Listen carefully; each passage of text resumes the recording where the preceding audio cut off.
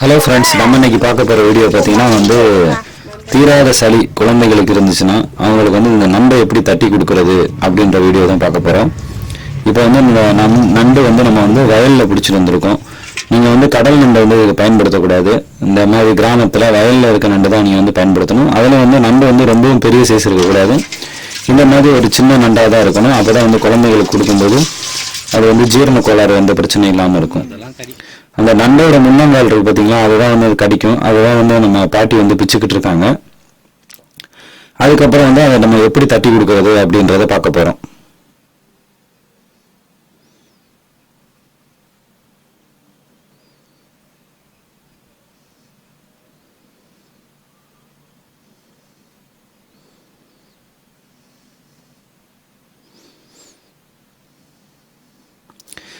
இப்போ நம்ம சின்ன உரல் உலக்க வச்சிருக்கோம்.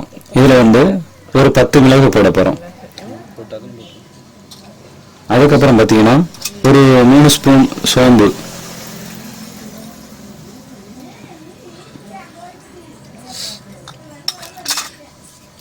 பத்து மிளகு 3 ஸ்பூன் சோம்பு, இது ரெண்டையுமே கொஞ்சம் நல்லா நச்சுக்கிறோம். நச்சதுக்கு அப்புறம் நம்ம இது கூட என்ன சேர்க்க போறோம்னா வெள்ளைப்பூடு. அது ஒரு 7 to 8 பல்லு வெள்ளைப்பூடு சேர்க்கிறோம்.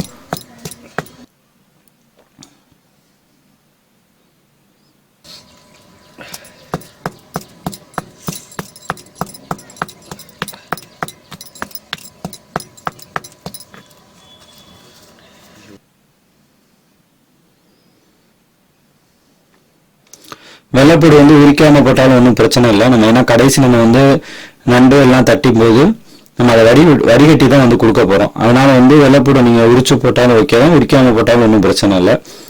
எல்லாத்தையுமே நல்லா நச்சுக்கணும். இதை நீங்க இதை நீங்க உரல்ல நக்கும் போது தண்ணி விடக்கூடாது. ஃபைனலா நம்ம ரெடி பண்ணதுக்கு அப்புறம் தான் தண்ணி விட்டு கலக்கணும். இப்போ நீங்க ஸ்டார்டிங்ல நம்ம தண்ணி விட்டோம்னா அது நம்ம தட்டி கொடுக்கிறது சரியா வராது. பாருங்க நண்டை எப்படி வச்சு நக்கிறாங்கன்னு.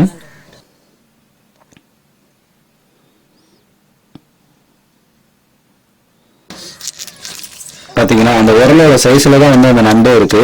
இந்த மாதிரி ஒரு பொடி நண்டு தான் நம்ம பிடிச்சிட்டு நச்சு கொடுக்கணும். நீங்க மருந்துக்கும் கேட்டீங்கன்னாவே இந்த மாதிரி நண்டு நம்ம கிராமத்துல பிடிச்சி தருவாங்க.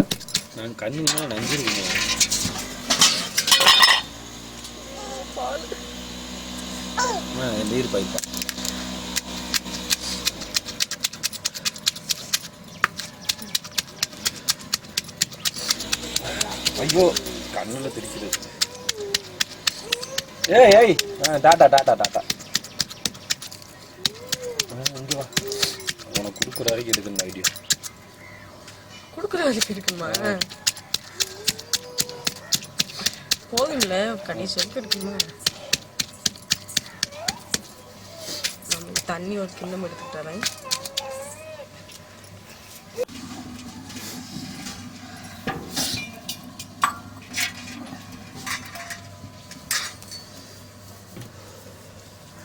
எஞ்சம் தட்டுடு கஞ்சி போட்டுக்கணும்.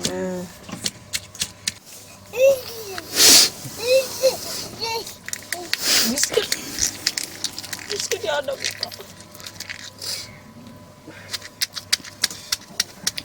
இப்போ நம்ம இதுல 3 நண்டு நச்சிருக்கோம்.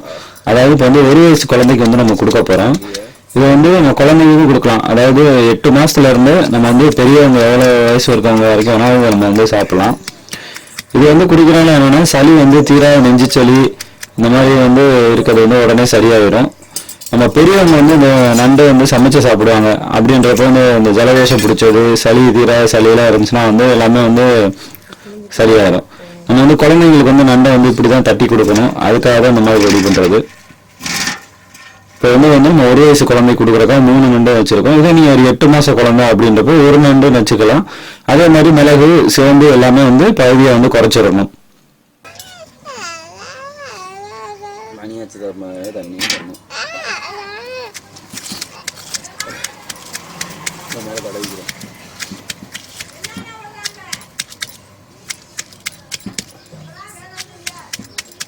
இப்போ நம்ம பார்த்தீங்கன்னா ஃபைனலாக அதில் தண்ணி ஊற்றி புளிகிறோம்.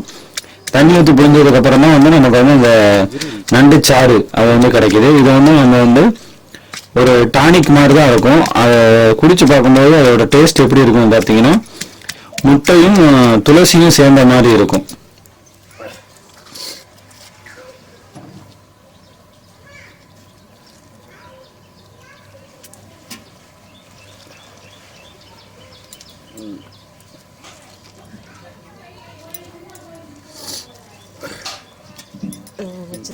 லேசா கெட்டியாக இருக்கா நண்டு.